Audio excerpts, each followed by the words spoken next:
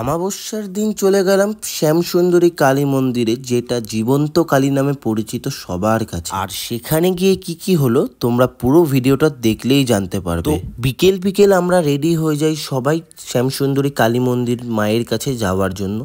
তো আপাতত সবাই রেডি, আর এটা হচ্ছে আমি। তো আমিও টোটালি রেডি, বাট দিদি পুচকিকে খাওয়ানোর জন্য একটু লেট হয়ে যায়। যাই হোক, তারপরে আমরা আস্তে আস্তে বেরিয়ে পড়ি। তো আমাদের ওলা বুক করা ছিল, তো যাতায়াতের সময় মোটামুটি ওই আধ ঘন্টার টাইম লাগে।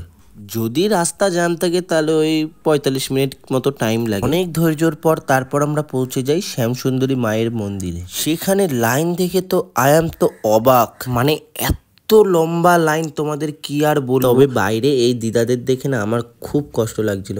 এত লোকেরা এত খাবার নিয়ে যাচ্ছে, কিন্তু এদের কেউ দিচ্ছিল না, মানে খুবই কম লোক দিচ্ছিল।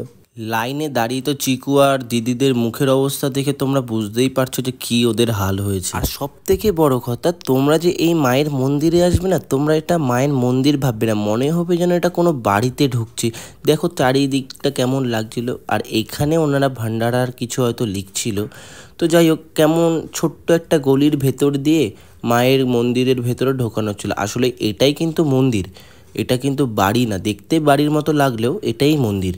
তারপরে এত ধৈর্য ও এত লম্বা লাইন দেওয়ার পরে আমরা অবশেষে ঢুকতে পারি মায়ের মন্দিরে।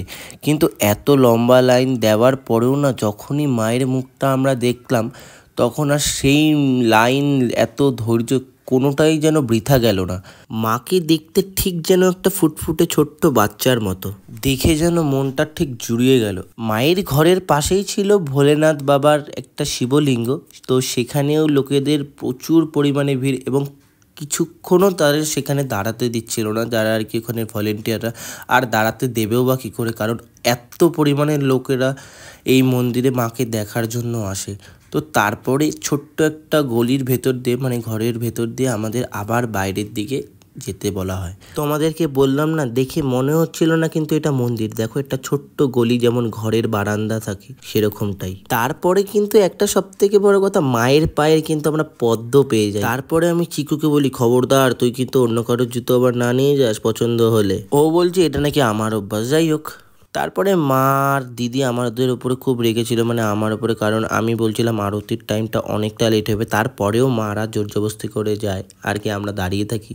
তারপরে মা আর দিদি আরতি দেখে আসার পরে আমরা বাড়ির দিকে রওনা হয়, সামান্য একটু ফুচকা আর মিষ্টি খেয়ে। তারপরে গাড়ির ভেতর দিয়ে আমার হঠাৎই চোখ পড়লো এই একটি মেয়ের ওপরে। তার কোলে হয়তো তার ভাই ছিল। আমরা কিছুক্ষণ আগে এত খাবার, এত মিষ্টি, ফল মায়ের মন্দিরে, হয়তো সেটা মা খাবেও কি খাবে না সেটা জানি না, বাট সেই জিনিসগুলো যদি আমরা এই বাচ্চা মেয়ে বা এই বাচ্চা ছেলেটির হাতে তুলে দিতাম, তাহলে ওরা হয়তো কতটাই না খুশি দিয়ে হতো, আর আমাদের কতটাই না ভালোবাসা দিত। এটা ভাবতে ভাবতে আমরা চলে যাই বাড়ির দিকে। আর সবাই খুব টায়ার্ড, তোমরা ওদের মুখ চোখ দেখেই বুঝতে পারছো, কারণ ওরা না খেয়ে উপোস করে হয়তো পুজো দেওয়া। তো আমরা গান শুনতে শুনতে বাড়ি যাই। আর দেখা হচ্ছে নেক্সট একটা ভিডিওতে। টাটা।